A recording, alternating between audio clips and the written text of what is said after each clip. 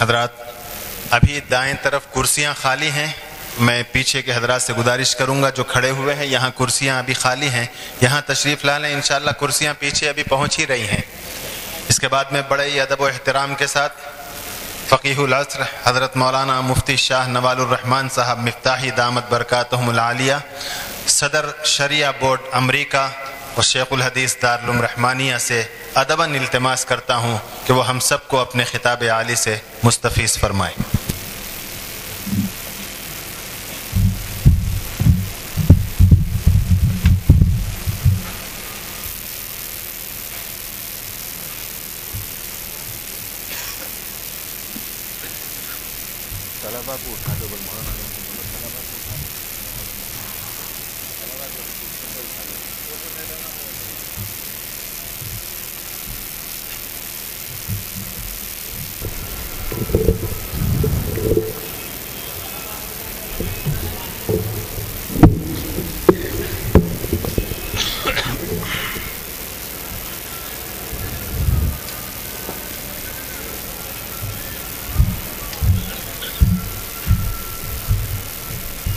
السلام علیکم ورحمۃ اللہ وبرکاتہ.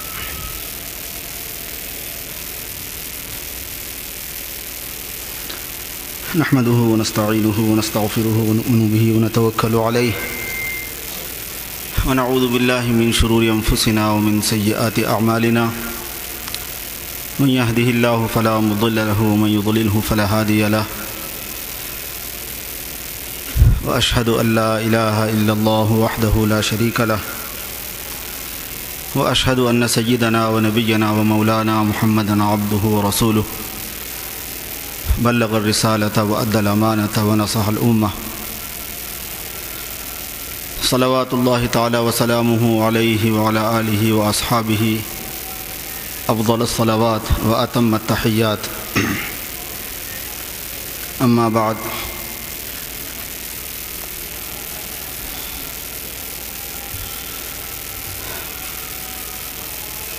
حضرات علماء کرام اور طلباء عظام,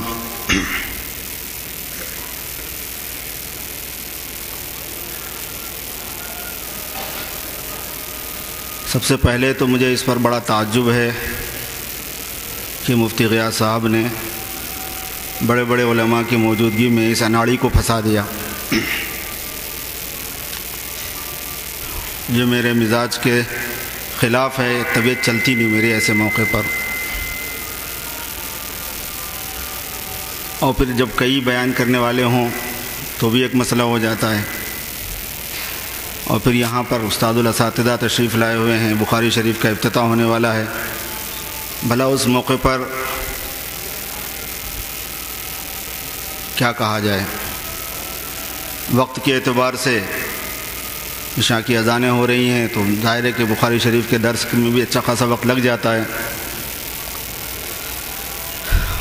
غرض ایسے بہت سی چیزیں جمع ہو گئی ہیں اب کہ مزید کچھ طبیعت چلنا بہت مشکل نظر آتا ہے. عام طور پر افتتاح بخاری شریف اور اختتام بخاری شریف پر اہتمام بھی ہوتا ہے اور عوام کا بھی ایک بڑا مجمع طلباء کے علاوہ بھی آ جاتا ہے.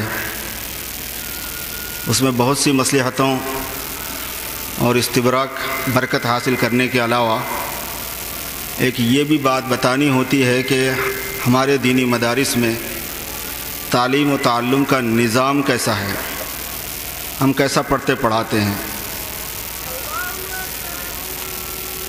ہمارے یہاں ہمارے دینی مدارس میں علوم اسلامیہ کے, قرآن پاک کے, احادیث مبارکہ کے پڑھنے پڑھانے کا ایسا عجیب و غریب اسلوب ہے, ایسا نظام ہے کہ جو لوگ واقف ہیں وہی واقف ہیں. ایک مرتبہ ایک جماعت آئی تھی 7 عرب ملکوں کی, یعنی اس میں مخلوط ساتھی تھے اور وہ 7 ملکوں کے ساتھی تھے. اس میں اتفاق سے میں مترجم ہونے کی حیثیت سے ان کے ساتھ تھا. کئی سال پہلے کی ہے کہ وہ کیسے ہوتا ہے, متخصص پیدا کرنا, ماہر پیدا کرنا قرآن کے اندر اور حدیث کے اندر, علوم قرآنیہ میں, علوم حدیث میں, فقہ میں, اصول فقہ میں, فتاوی میں, یہ وہاں ہوتا ہی نہیں. حتیٰ کہ جو یونیورسٹیز ہیں اس میں جو پروفیسرز ہیں اور دوسرے جو حضرات ہیں ان کے کاموں کے بارے میں تک میں نے تفصیلات معلوم کی ہیں تو عجیب و غریب صورتحال ہے. صحاح کا مطلب صرف یہ ہوتا ہے صحاح پڑھانے کا کہ صحاح کو عرض کرنا ہوتا ہے، بھئی یہ ہے، یہ مسند احمد ہے، یہ بخاری شریف ہے، یہ مسلم شریف ہے، اس کا مطالعہ کر کے آؤ، اس کو دیکھ کے آؤ، وہ ہو گیا کام. کوئی تحقیقی کام پڑھنے پڑھانے کے انداز میں بالعموم نہیں ہے. استثناء تو ہوتا ہی ہے، ایکسپشن سب میں ہوتا ہے، اس میں بھی کچھ ہوگا. لیکن یہ جو انداز ہوتا ہے ہمارے پاس پڑھنے پڑھانے کا، اس سے واقف ہونا ہماری عوام کو بھی ضروری ہوتا ہے. دیکھو ہمارے پاس ایسا اہتمام ہوتا ہے اس کا، اور اس سے اعتماد ہوتا ہے کہ قرآن کے معانی اور مطالب اور احادیث مبارکہ کے معانی اور مطالب تک جو غواصی کی جاتی ہے، اس کی تہ تک پہنچنے کی جو کوشش کی جاتی ہے، اس میں امت کو اعتماد ہوتا ہے اپنے علماء پر کہ ان کے پاس تحقیقی علم ہے. یہ بھی ایک وجہ ہوتی ہے افتتاح وغیرہ کے موقع پر عمومی جلسے کی نوعیت دینے میں. یہی وجہ ہے کہ ہمارے پاس جو احادیث کے پڑھنے پڑھانے کا نظام ہے، اتنی بحثیں اس میں ہوتی ہیں، بالخصوص شروعات میں. اب یہ بخاری شریف کی شروع کا مطلب یہ نہیں ہوتا کہ آپ پہلا درس اگر سنیں گے تو پہلی درس کی پوری باتیں سن لیں گے. پہلے درس میں جو باتیں آیا کرتی ہیں اس کا 50واں حصہ آتا ہے ہمارے سامنے، وہ مشکل تمام. ظاہر ہے کہ فن حدیث کے اوپر پوری بحثیں، حدیث کی تدوین کے اوپر، حجیت حدیث کے اوپر، مخالفین کے اعتراضات کے جواب کے اوپر، جمع حدیث پر، تدوین حدیث پر، طبقات محدثین پر، طبقات کتب پر، حدیث کی اقسام پر، حدیث کی کتابوں کی اقسام پر، کتابوں کی خصوصیات پر گفتگو ہوتی ہے. مبادیات علم جن کو کہتے ہیں شروع میں، ان کے اندر لمبی چوڑی بات ہوتی ہے، ہفتوں چلتی ہے. اگر موقع مل جاتا ہے استاد کو تو بہت ہفتوں تک یہ بحثیں چلا کرتی ہیں. بخاری شریف کے افتتاح میں بھی ایسے ہی ہے، اس میں بڑی بحثیں ہیں. 20-25 بحثیں تو عام طور پر کتابوں میں شروحات میں لکھی ہوئی ہیں، یہ بحث، یہ بحث، یہ بحث، یہ بحث، مقدمے کے اندر، تمہید کے اندر. مگر پھر بھی مشترک مناظر خروارے کچھ نہ کچھ آدمی کو اندازہ دکھانا ہوتا ہے، دینا ہوتا ہے، اس لیے یہ جلسوں کا اہتمام کیا جاتا ہے. اور اسی وجہ سے میں بھی ظاہر ہے کہ ان میں سے کچھ ایسی چیزوں کا اگر کچھ موقع ملتا ہے مجھے 15-20 منٹ کا تو انتخاب کر سکتا ہوں کہ دو ایک باتیں اس میں سے عرض کروں. بہت ہی مختصراً کوشش کروں گا کہ دو ایک باتیں جو اس میں سے میرے اپنے ذہن میں آ جائیں اس وقت اس کو میں گوش گزار کروں گا، اور حضرت کے لیے جلدی سے وقت فارغ کر دیتے ہیں تاکہ وہ درس کا افتتاح فرمائیں. بخاری شریف کی اہمیت، بخاری شریف کی عظمت، بخاری شریف کی خصوصیات، یہ ہمارے طلباء کے سامنے بہت تفصیل سے آتی ہے بات، اور اسی وجہ سے عوام میں بھی اس کا بڑا مقام ہے، اور عوام و خواص سب ہی جانتے ہیں. جیسے ابھی آپ کے سامنے بھی بات آئی کہ یہ اصح الکتب بعد کتاب اللہ ہے. لیکن حالات اور وقت جو ہوتے ہیں بعض مرتبہ وقت کے تقاضے وہ کچھ اور چیزوں کے مذاکرے بھی ہو جاتے ہیں. اس میں سے ایک بات یہ ہے، بالخصوص ہمارے پاس امریکہ میں اور یورپی ممالک میں، اور یوں کہہ لیجیے آپ باہر کی دنیا میں، ایک مزاج چل پڑا ہے بخاری شریف کی اہمیت کے پیش نظر اور بخاری شریف پر اعتماد کے پیش نظر کہ وہ 4 مذاہب کے علاوہ 5واں مذہب بخاری، امام بخاری کا قرار دے کر اس کو اختیار کیا جاتا ہے کہ بھئی ایک 5واں مذہب کو ہی اختیار کیا جائے. حتیٰ کہ میں نے شکاگو میں بعض سیمیناروں میں یہ مضمون سنا، بعض لوگوں کی تقریروں میں یہ بات کہتے ہوئے سنا، نجی مجلسوں میں تو بہت سنا ہے کہ بھئی ہم 5واں مذہب پر عمل کرتے ہیں، اور وہ ہے امام بخاری کا مذہب. اور بخاری شریف میں چونکہ سب کچھ ہے اور یہ سب سے زیادہ صحیح کتاب ہے، لہذا اس کو قبول کر لینا چاہیے. اور وہ طبقہ جو ائمہ کی تقلید سے تھوڑا سا اپنے کو الگ رکھنا چاہتا ہے وہ اس کو لے کے بہت اڑتا ہے، بلکہ یہ انہی کی نکالی ہوئی چیزیں ہوتی ہیں زیادہ تر ایسی، اور یہ خالص غلط فہمی پر اور کوتاہ ذہنی پر اور بے علمی پر مبنی ہے. اس کے اندر کوئی علمیت نہیں ہے، کوئی جان نہیں ہے. میرے کہنے کا مطلب یہ ہے کہ محدثین کی جو خدمات ہیں اور بالخصوص امام بخاری رحمۃ اللہ علیہ کی جو خدمات ہیں اور امام بخاری کی کتاب جو ہے بخاری شریف، اس کی جو عظمت ہے، اس کی جو خصوصیات ہیں، وہ سب تسلیم کرنے کے باوجود مجتہدین کے ساتھ میں اس کا تقابل کرنا انتہائی جہالت ہے۔ مجتہدین کے ساتھ میں تقابل نہیں کیا جا سکتا۔ امام ابو حنیفہ، امام شافعی، امام مالک، امام احمد بن حنبل رحمہ اللہ تعالی، ان کو یہ بھی نہیں معلوم ہوتا کہ اس تقلید کی وجہ کیا ہوتی ہے، امام بخاری کی تقلید کی جا سکتی ہے کہ نہیں کی جا سکتی۔ بھئی جس کی فقہ محفوظ نہ ہو پوری، جس کی جزیات محفوظ نہ ہوں، جس کے مستخرجات محفوظ نہ ہوں، جس کے اجتہادات نہ ہوں، غیر منصوص امور کے اندر، مسائل کے اندر جس کا کوئی استنباط نہ ہو تفصیل سے، اور وہ محفوظ بھی نہ ہو، تو بھلا اس کی تقلید کیسے کی جائے گی؟ اس مذہب کو کیسے رائج کیا جائے گا؟ یہ نہیں ہو سکتا ہے۔ اور پھر یہ ہے کہ اتنے پہلو اس میں ہیں کہ اسے ایک مجلس میں بھی اس کا ذکر کرنا بہت مشکل ہے۔ وہ یہ ہے کہ امام بخاری رحمۃ اللہ علیہ کی اس کتاب کی اہمیت کی اصل وجہ کیا ہے؟ ہمارے پاس کتابوں کی بہت سی قسمیں ہیں، حدیث کی کتابوں کی قسمیں ہیں۔ حدیث کا فن بہت ہی بڑا فن ہے، 100 تو اس میں فنون بتائے جاتے ہیں۔ ان قسموں میں سے صحاح مجردہ کے نام سے، یعنی جب پہلے محدثین حدیثیں جمع کرتے تھے، کتابیں لکھتے تھے، تو حدیثوں کو جمع کرنے کے بعد ہر حدیث کا جو حکم ہوتا، اس کی جو نوعیت ہوتی حدیث کی، کہ یہ حدیث صحیح ہے، ضعیف ہے، حسن ہے، لذاتی ہے، لغیرہ ہے، متروک ہے، معلل ہے، منکر ہے، شاذ ہے، فلاں ہے، موقوف ہے، متصل ہے، غیر متصل ہے، منقطع ہے، مرسل ہے، کیا ہے، ان سب کو جمع کیا جاتا تھا ایک ساتھ، پھر حکم الگ بیان کیا جاتا تھا، الگ الگ اس کی تفصیل بتائی جاتی تھی۔ اکثر کتابوں کے اندر جو صحاح ہیں، صحاح کی جو کتابیں ہیں حدیث کی، ان کتابوں میں صحیح حدیثیں بہت موجود ہیں، بلکہ آپ حیرت کریں گے کہ بخاری شریف سے زیادہ موجود ہیں۔ مگر ان کتابوں کے اندر ہوتا یہ تھا کہ اس میں سب حدیثوں کو جمع کیا جاتا تھا، اور ان سب حدیثوں کو جمع کرنے کے بعد ان کا حکم بیان کیا جاتا تھا، یعنی اس حدیث پر تبصرہ کیا جاتا تھا، اس کی تحقیق کی جاتی تھی کہ یہ حدیث ایسی ہے۔ اس میں وہ بھی ہوتی تھی جس کو پوری طرح صحیح کا لفظ جس پر بولا جائے، اور وہ بھی ہوتی تھی جو دوسرے احکام والی ہوتی، مگر کتاب میں وہ بھی ہوتی تھی۔ حضرت امام بخاری رحمۃ اللہ علیہ کا جو کارنامہ ہے وہ یہ ہے کہ انہوں نے صحاح مجردہ کے جمع کا اہتمام فرمایا، کہ جو سالڈ صحاح ہیں ان کی الگ ایک بک بنا دی جائے، اور وہ بھی پوری نہیں۔ حدیث کے طلباء اس بات کو جانتے ہیں، یا ان کو جاننا چاہیے دورے کے طلباء کو، کہ اس کتاب کے نام میں مختصر کا لفظ لگا ہوا ہے، الجامع الصحیح المختصر من احادیث رسول اللہ صلی اللہ علیہ وسلم وسننہ وایامہ۔ بخاری شریف کا پورا نام یہ ہے، الجامع الصحیح المختصر من احادیث رسول، تو مختصر ہے یہ ایک رسالہ۔ اب حدیث کا جو فن ہے اس کے اعتبار سے، حدیثوں کے اعتبار سے ظاہر ہے کہ ایک مختصر رسالہ ہے۔ مختصر رسالے میں پوری بات کہاں سے آ جائے گی؟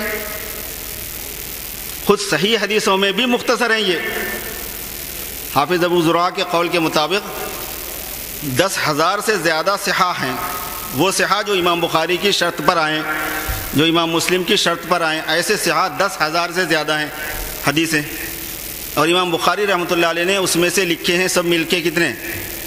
4,000 کے قریب، چونکہ 7,000 مقررات کو ملا کر ہیں، 7,000 چلر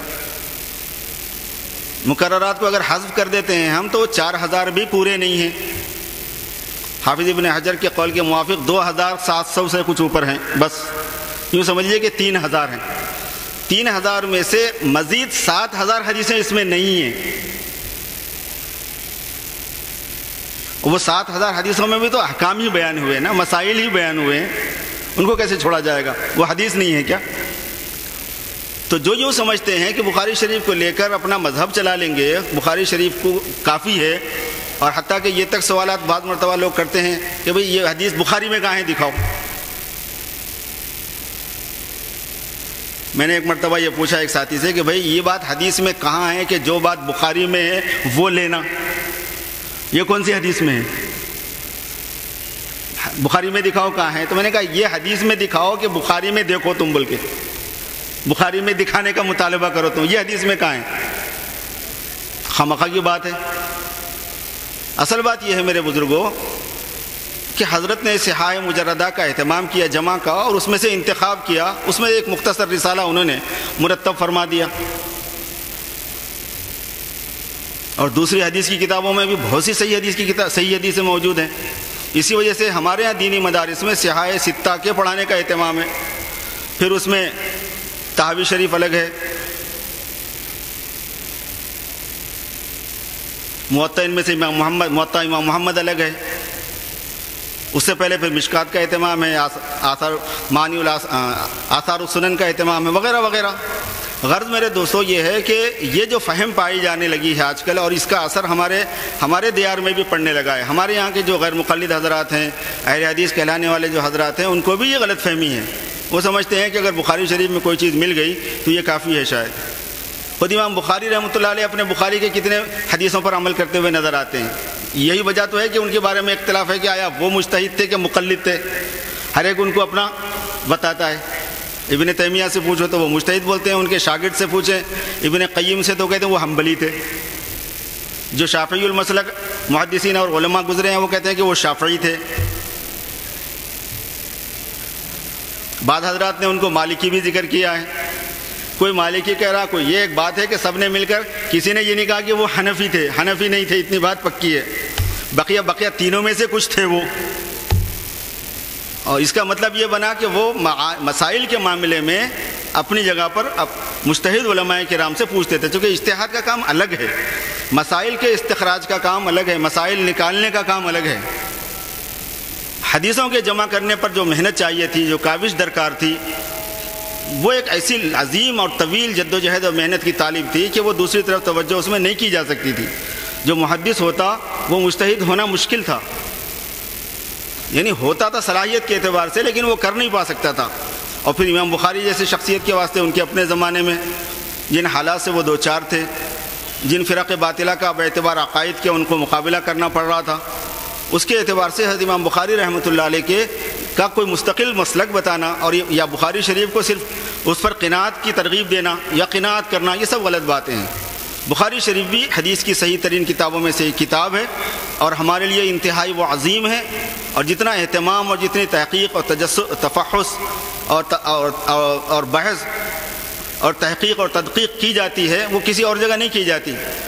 ہمارے دینی مدارس کے اندر اس کا بڑا اہتمام ہوتا ہے. اس لیے ایک بات تو میں یہ گزارش کرنا چاہتا تھا آپ سے کہ اس بات کو ذہن میں رکھیں کہ بخاری شریف کی جو عظمت و جلالت کا بیان عام طور پر ہوتا ہے، اس کی وجہ سے ذہنوں میں یہ بات بیٹھ گئی ہے اور اس ذہن نے اپنا سائیڈ ایفیکٹ دکھایا ہے. یعنی اس نے اپنے دوسرے مضر اثرات بھی ظاہر کرنے شروع کیے ہیں.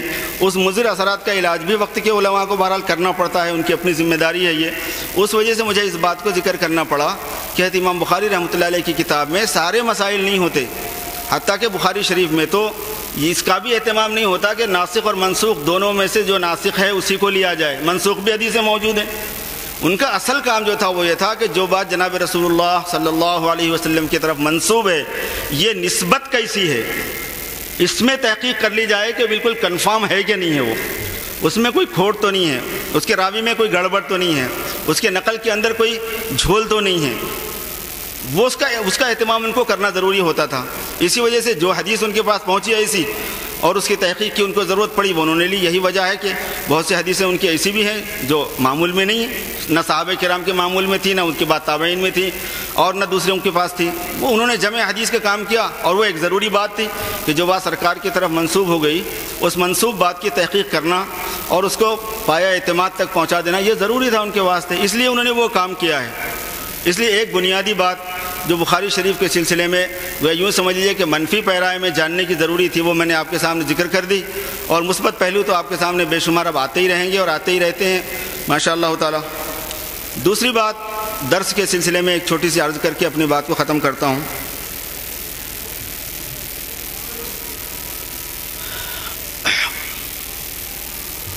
انسانی علوم کے جو ذرائع ہیں، انسان کے جاننے کے جو ذرائع ہیں، وہ بنیادی طور پر تین ہوتے ہیں. ایک حواس ہیں، احساسات، حس کے ذریعے سے کسی چیز کو جاننا. پھر اس میں تین مرحلے ہوتے ہیں. ایک جاننا وہ ہوتا ہے کہ کسی ایسی جزئی چیز کو، ایسی چیز کو آدمی جانے کہ جو مادی عوارضات کے ساتھ میں لگی ہوئی ہو، مادے والی ہو، مادی خواص اس میں پائے جاتے ہوں، اور اس کا سامنے ہونا بھی ضروری ہو جاننے والے کے، اسی کا نام حس ہے۔ لیکن جزئی ایسی ہے اگر کہ اس کا سامنے ہونا ضروری نہیں ہے اور آدمی اس کو جانتا ہے، تو اسی کا نام تخیل ہے۔ خیال میں اور احساس میں یہی فرق پایا جاتا ہے۔ اور اگر وہ ایسی چیز ہے کہ وہ مادے سے ہی متصف نہیں ہوتی، پھر بھی عالم اس کو جانتا ہے کسی جزئی کو، تو اس کو وہم کہتے ہیں۔ ہمارے طلباء کو خیال میں اور وہم میں اور عقل میں فرق ذہن میں نہیں رہتا، الگ الگ چیزیں ہیں یہ پوری۔ تو احساس کے اندر یہ 3 مرحلے ہوتے ہیں: احساس والا علم، خیال کا علم، وہم کا علم۔ اور اگر علم جزیات کا نہیں بلکہ کلی چیزوں کا ہوتا ہے تو پھر اس کا نام تعقل ہے، پھر وہ عقل کے دائرے میں آتا ہے۔ عقل کا کام کلیات کا ادراک ہے، عقل کے ذریعے سے آدمی کو علم حاصل ہوتا ہے۔ پھر یہ عقل نظر و فکر کے ذریعے سے ہوتا ہے اور بغیر نظر و فکر کے ہوتا ہے۔ تھوڑا سا علمیت والا اسلوب ہے طلباء کے لیے تو ہوتا ہی ہے، غیر طلباء کے لیے تھوڑا سا وحشت ہو سکتی ہے، لیکن میں اس کو بہت مختصر کر دوں گا۔ تو یہ جو ہوتا ہے بدیہیات اور نظریات کی تقسیم کے ساتھ، تیسری قسم ایک اس میں اور پائی جاتی ہے حدثیات کی۔ تو احساس کے 3 مرحلے ہیں اور تعقل کے، عقل کے ذریعے سے کسی چیز کو جاننے کے 3 مرحلے ہوتے ہیں۔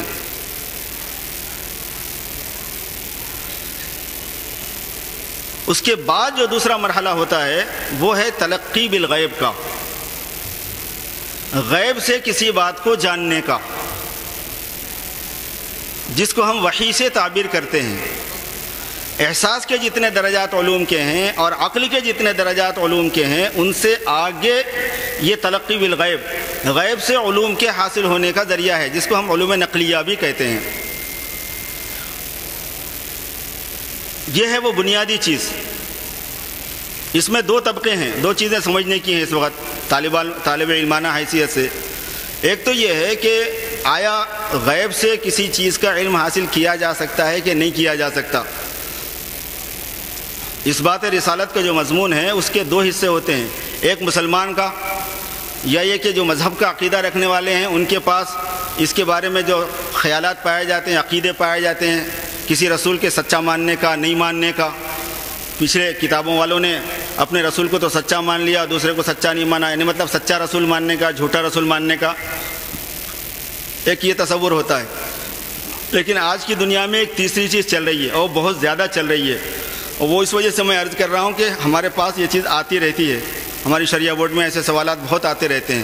وہ یہ کہ آج کل یونیورسٹیز وغیرہ میں جو فلسفے وغیرہ کے اسٹوڈنٹ ہوتے ہیں، طلباء ہوتے ہیں، ان لوگوں کے نزدیک یہ سوال اٹھایا جاتا ہے تاکہ ان کو مذہب سے بدکایا جا سکے، مذہب بیزاری پیدا کی جائے، ملحدانہ ذہنیت کے حامل بنانے کے لیے، ملحدانہ ذہنیت پیدا کرنے کے لیے یہ بات ہوتی ہے کہ آیا یہ ممکن بھی ہے یا نہیں۔ مسئلہ رسول کے صحیح ہونے غلط ہونے کا نہیں ہوتا، بلکہ یہ ہے کہ رسالت کیا کوئی پاسبل چیز ہے یا نہیں ہے، تلقی بالغیب سے کوئی چیز حاصل ہو سکتی ہے کہ نہیں ہو سکتی۔ اللہ تبارک و تعالیٰ کسی سے کلام کرے گا انسان سے، تو آیا یہ ممکن ہے یہ ممکن نہیں ہے، یہ سوالات اٹھاتے ہیں وہ لوگ، تاکہ لوگوں کے ذہنوں میں یہ بات آئے کہ مذہب کو ماننے کی ضرورت نہیں ہے، مذہب کے نام سے جو کتابیں ہیں، مذہب کے نام سے جو گزرے شخصیتیں گزری ہیں مذہب کے نمائندے مترجم کی حیثیت سے، یہ لوگوں کی اپنی ذہنی پرداخت تھی، وہ اپنے ذہن سے اور ان کے لاشعور سے جو باتیں ان کی آتی چلی گئیں، ایک ذرا زیادہ عبقری صلاحیت ہونے کی وجہ سے انہوں نے وہ کتابوں میں لکھ دی اور اس کو مذہبی کتاب کا نام دے دیا۔ ایسا کانسیپٹ ڈیولپ کیا جاتا ہے یونیورسٹیز کے اندر، اس کے جو طلباء ہوتے ہیں بڑے، جن کو پروفیسر بنایا جاتا ہے، پھر ڈاکٹریٹ کی ڈگری دی جاتی ہے، یہ لوگ جو ہوتے ہیں اصل ان کو اس لیے تیار کیا جاتا ہے، یہ اوپر کے لیول پر جتنا ملحدانہ اور دہریانہ ذہن اور مذہب بیزاری کا ذہن، اللہ تعالیٰ کے انکار کا، رسول کے انکار کا، آخرت کے انکار کا، یہ ذہن پیدا کرنے کے واسطے جو کوششیں کی جاتی ہیں، اس میں اس پر سوال اٹھایا جاتا ہے کہ کیا غیب سے علم کے حاصل ہونے کی بھی کوئی صورت ممکن ہے کہ نہیں ہے۔ یہ ہے وہ سوال، وہی بھی کوئی چیز ہو سکتی ہے کہ نہیں ہو سکتی ہے۔ اس میں یہ بات ہے میرے دوستو کہ یہ ایک ایسی چیز ہے کہ جس کا انکار انسان نہیں کر سکتا اگر تھوڑا سا بھی مطالعہ کرے، تھوڑا سا بھی اس کو سوجھ بوجھ ہو۔ اس لیے کہ جو انسان کے علم کے ذرائع ہیں، ان ذرائع میں سے بہت سے ایسے ذرائع کو انسان مانتا ہے کہ جو اس کے لیے ممکن نہیں ہے لیکن وہ دوسروں کے لیے ہیں۔ ایسا ہو سکتا ہے۔ ایسے بہت سے آلات اس وقت وجود میں آ چکے ہیں، ذرائع وجود میں آ چکے ہیں کہ جن سے بہت دور دور کی آوازیں سنائی دیتی ہیں، ایسی آوازیں سنائی دیتی ہیں کہ جو انسان کسی ذریعے سے بھی نہیں سن سکتا، مشین سن لیتا ہے۔ اب ایک دم بہت دور دراز کی چیونٹی کے چلنے کی آواز کو کوئی آدمی سن سکے یہ بہت ناممکن ہے بظاہر، لیکن میلوں دوروں کی چیونٹی کے پیروں کی آواز کو سننے کی مشینیں ایسی ہیں، ایسا لگے گا آپ کو جیسے کان کے اندر آپ کی چیونٹی چل رہی ہے۔ تو ایسے ذرائع پائے جاتے ہیں، اور مشینوں نے اس چیز کو دریافت کر لیا کہ ذرائع علم جو ہیں وہ انسانی محسوسات اور انسانی وسائل کے علاوہ اور بھی ایسے بہت سے پائے جاتے ہیں۔ اچھا، مشینوں میں تو یہ چیز ہے ہی، حیوانات میں تو بے شمار ہے۔ حیوانات اپنے مواصلاتی سسٹم کو، نظام کو، ذرائع کو ایک دوسرے تک اپنی بات کے پہنچانے کی چیزوں کو جو زبان بولتے ہیں یا جو حرکتیں کرتے ہیں آدمی نہیں سمجھ سکتا، لیکن یہ کہ وہ جانوروں میں ہے۔ ایک جانور اپنی جگہ سے بیٹھ کے اپنے صرف دونوں پیروں کو رگڑتا ہے اور 6 میل دور پر اس کی مادہ اس کی آواز کو سن لیتی ہے، حتیٰ کہ جھنگروں میں تک اس چیز کو دریافت کیا گیا ہے۔ جھنگر کئی میل دور سے اپنی مادہ کو آواز دیتا ہے اور اپنے پیروں کی رگڑ کے ذریعے سے دیتا ہے، اور کئی میل دور پر رہنے والی مادہ وہاں سے کچھ کہتی ہے اس کے اشارے کو سمجھ کر، جو صرف یہی سمجھ پاتا ہے اور سن پاتا ہے، کوئی دوسرا نہیں سن پاتا، اور ٹھیک اسی راستے پر چلتا ہے جہاں پر اس کی مادہ ہے اور پہنچ جاتا ہے۔ ہاتھیوں کے اندر یہ بات بہت سنی گئی ہے، بہت پڑھی جاتی ہے، بولی جاتی ہے۔ چونٹیوں کے اندر یہ بات بہت بولی جاتی ہے، تحقیق کی گئی ہے اس بات کی۔ جانوروں میں تو بے شمار ہیں، ان کا مواصلاتی نظام ایسا ہے کہ انسان کو اس کا کچھ ادراک نہیں ہو سکتا۔ تو معلوم ہوا کہ ایسے ایسے حواس موجود ہیں کہ واسطہ درمیان میں بظاہر کچھ بھی نہیں ہے لیکن ایک دوسرے تک مواصلاتی سسٹم ہے۔ مخلوق میں یہ چیز ہے تو خالق میں کیسے نہیں ہو سکتی بھائی؟ خالق کے ذریعے سے یہ کیسا نہیں ہو سکتا؟ اس سے آگے چل کر یہ بات ہے کہ خود انسانوں میں اللہ نے ایسی قوتیں رکھی ہوئی ہیں کہ وہ بغیر بات کیے کہ، بغیر محسوس کیے کہ، بغیر نظر و فکر کو ترتیب دیے کہ اپنی بات دوسرے تک منتقل کرنے کی صلاحیت رکھتے ہیں۔ اب یہ جو ہپناٹزم سسٹم ہے، پورا ہپناٹائز کرنے کا جو نظام ہے، عملیات کے ذریعے سے مسحور کرنے کا جو نظام ہے، سامنے والے کے ذہن سے منہ سے وہ بات نکلوا دینا جو یہ سوچ رہا ہے، اس کے ذہن میں وہ بات ڈال دینا جو یہ سوچ رہا ہے، کتنا ہوتا ہے؟ یہ کامن ہے بالکل۔ بعد اب تو اس کے اسکول کھل گئے ہیں، اگر سامنے والے کو بٹھا کے رلانا چاہتا ہے تو رلا دیتا ہے، ہنسانا چاہتا ہے تو ہنسا دیتا ہے، سلانا چاہتا ہے تو سلا دیتا ہے، جو کہلوانا چاہتا ہے وہ کہلوا دیتا ہے، جب اس کو بیدار کرنا چاہتا ہے بیدار کر لیتا ہے۔ خود انسان کے اندر اللہ نے ایسی قوتیں رکھی ہیں، انسانوں میں بھی ایسے قوہ موجود ہیں، جانوروں میں ایسے قوہ موجود ہیں، مادی چیزوں کے اندر ایسے اسباب وجود میں آ چکے ہیں کہ جن کے ذریعے سے مواصلات کا نظام محسوسات اور معقولات سے ہٹ کر بھی استعمال ہوتا ہے۔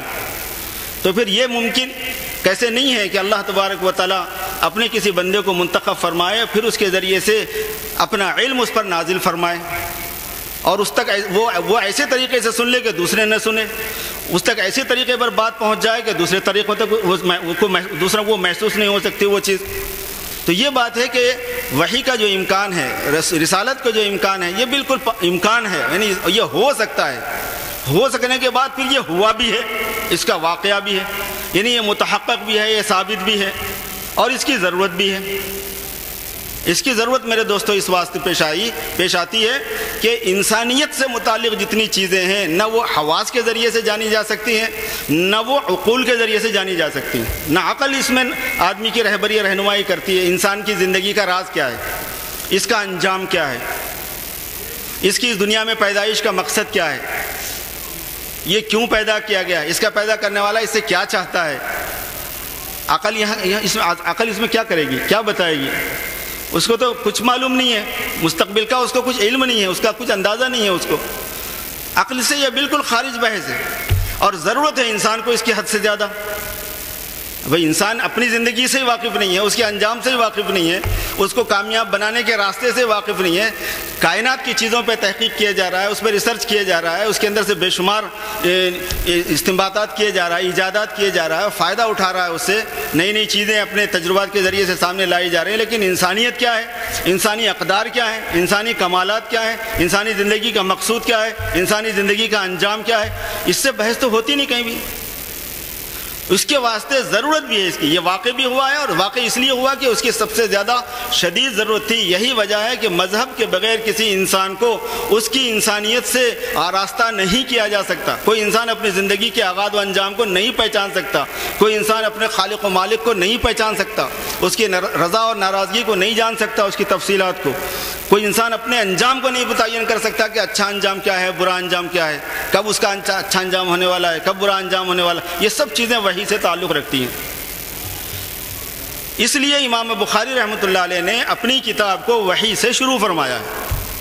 یہ امام بخاری کی خاص بات ہے، امام بخاری کی خصوصیات میں سے یہ ہے کہ وہ بداعت کے مضمون کو بھی ضرور فرمایا کرتے ہیں۔ کسی چیز کی بدایت کب سے ہوئی، کیسے ہوئی، بدء الحیض، بدء الاذان، بدء الخلق، یہ ان کی کتابوں کا ابواب کا انداز ہے لکھنے کا، یعنی کتاب کے لکھنے کے جو اصول ہیں، ابواب قائم کرنے کا انداز ہوتا ہے، اس میں امام بخاری رحمۃ اللہ علیہ متفرد ہیں اس معاملے میں کہ وہ بدایت کے مضامین کو لکھا کرتے ہیں۔ اسی وجہ سے انہوں نے بدء وحی کا بیان فرمایا ہے، اور وحی کا بیان اسی لیے فرمایا ہے کہ پہلے یہ متعین ہو جائے کہ ہاں یہ ایک حقیقت ہے، یہ ایک چیز ہے، یہ ہوا ہے، یہ ہوتا ہے، اور یہ ہوتا رہا ہے، یہ ہوتا آیا ہے۔ اسی لیے آیت کے سب سے پہلے اس کے اندر انا اوحینا الیک کما اوحینا الی نوح والنبیین من بعد والی آیت ہے کہ بھئی یہ آپ صلی اللہ علیہ وسلم کے ساتھ میں ہونے والا ایسا واقعہ نہیں ہے کہ آپ ہی کے ساتھ ہوا اور اس سے پہلے نہیں ہوا، نہیں، یہ برابر ہوتا رہتا ہے، برابر اس سے پہلے برابر ہوا ہے۔ تلقی بالغیب، اس میں سب سے اعلیٰ مرتبہ وحی کا ہوتا ہے۔ تلقی بالغیب کی اور بھی شکلیں ہیں، کشف اسی سے متعلق ہے، الہام اسی سے متعلق ہے، حدث اسی سے متعلق ہے، محدث ہونا جس کو کہتے ہیں، اور بہت سی صورتیں ہوتی ہیں اس کی، 20 صورتیں اس کی بیان کی ہیں لوگوں نے، صوفیہ نے لکھی ہیں ان تفصیلات کو، صوفیہ کی کتابوں میں یہ تفصیلات آپ کو بہت ملیں گی۔ امام بخاری رحمۃ اللہ علیہ اور محدثین کا کام کیا ہے کہ یہ سب سے زیادہ مستند طریقے پر، سب سے زیادہ اتھینٹک اور واقعی علم وہی ہوگا جو وحی کے ذریعے سے انسانوں تک آیا ہے، جبکہ اس وحی کا وحی ہونا متعین ہو جائے اور درمیان کے نقل کے جتنے اسباب اور وسائل اور ذرائع ہیں، ان کے اندر کے کسی قسم کے سقم کو، کسی قسم کی کمزوری کو دور، یعنی باقی نہ رکھا جائے، کیونکہ اس کے اندر یہی ہے کہ اگر وہ وحی سے منتقل ہونے والا علم ہمارے پاس درمیان کے واسطوں میں آ کر خلل پذیر ہو گیا، متاثر ہو گیا، ظاہر ہے کہ اس پر اعتماد نہیں کیا جا سکتا۔ اس لیے پھر محدثین کرام نے باضابطہ اسماء اور رجال کا فن ایجاد کیا، تحقیق کا کام کیا، ائمہ جرح و تعدیل بنے، جرح و تعدیل کے اصول قائم ہوئے، روات کے باضابطہ تحقیقات کا سلسلہ چلا، راویوں کے نام درج کیے گئے، ان کے پیدائش، ان کی وفات، ان کے اساتذہ، ان کی رحلتیں اور سفر، اور ان کے اپنے اساتذہ سے ملاقاتیں، پھر ان کا سماع، پھر ان کی ملازمت کہ وہ ان کی صحبت میں رہے بھی کہ نہیں رہے، کون کس کا شیخ ہے، کون کس کا شاگرد ہے۔ ایسے پھر 5 لاکھ سے زیادہ انسانوں کی ہسٹری کو محض اس وجہ سے وجود میں لایا گیا، اللہ پاک کی طرف سے ایسا انتظام ہوا کہ یہ جو وحی کا علم اللہ رب العزت کی طرف سے آقائے نامدار سرکار دو عالم صلی اللہ علیہ وسلم پر نازل ہوا، اس علم کو مستند اور محفوظ طریقے پر قیامت تک کے واسطے جاری و ساری رکھا جا سکے، یہ ائمہ محدثین نے اس بہترین فریضے کو انجام دیا۔ سند بھی علم، یعنی سند کا علم بھی اس سے وجود میں آیا، پھر متن کا علم جو ہے وہ اپنی جگہ پر وجود میں آیا۔ متن پر اصلی کام کرنے والے مجتہدین تھے، محدثین کا کام تھا کہ سند کے ذریعے سے الفاظ کو اور متن کو محفوظ کر کے ان کو دے دینا، پھر اس کے بعد میں اس متن میں غواصی کر کے، اس میں غوطہ زنی کر کے، اس کی گہرائیوں میں جا کے اس میں سے مسائل نکالنے کا کام یہ مجتہدین کا تھا۔ اسی وجہ سے امام ترمذی رحمۃ اللہ علیہ نے صاف فرما دیا ایک جگہ پر، ترمذی شریف ہی کے اندر ہے، الفقہاء اعلم الناس بمعانی الحدیث، حدیث کے جو معانی ہیں اس کو فقہا زیادہ سمجھتے ہیں۔ یہ بات بھی اتفاقاً انہوں نے وہاں بیان فرمائی جہاں پر جمع بین الصلاتین والی روایت ہے، 2 نمازوں کو ایک جگہ جمع کرنا۔ ہمارے پاس امریکہ میں تو وہ طرفہ تماشا ہوتا ہے جس کی کوئی حد نہیں ہے، ہمارے پاس مشیگن شکاگو سے قریب ایک شہر ہے ڈیٹرائٹ، وہاں پر آپ سال کے 12 مہینے میں سے 8 مہینے آپ کو ایسے ملیں گے جہاں پہ جمعہ کے ساتھ عصر کی نماز ہوتی ہے۔ ارے بھائی آفس کو جانا ہے، بار بار کون آئے گا، چلو بھائی اقامہ بولو، پوری کی پوری مسجد عصر کے لیے اقامہ کہتی ہے، پھر نماز پڑھ کے چلے جاتے ہیں۔ وہی بخاری شریف میں کی روایت اور ترمذی شریف کی اس روایت سے فائدہ اٹھاتے ہوئے، جبکہ امام ترمذی رحمۃ اللہ علیہ نے اسی لیے کہا ہوگا کہ وہ ان فتنوں کو اپنے آنکھوں سے دیکھ رہے تھے کہ یہ کمبخت جو ہے بات کو کا بتنگڑ کیسا بنائیں گے اور کدھر سے کدھر اپنی بات کو لے کر جائیں گے۔ یہ فرمایا الفقہاء اعلم الناس بمعانی الحدیث۔ بس میری عادت یہ ہے کہ جب بزرگ آ جاتے ہیں تو پھر چلتی نہیں اپنی گاڑی، میں اپنی بات کو ختم کرتا ہوں۔ اللہ تعالیٰ شان و مجھے اور آپ کو سب کو عمل کی توفیق عطا فرمائے۔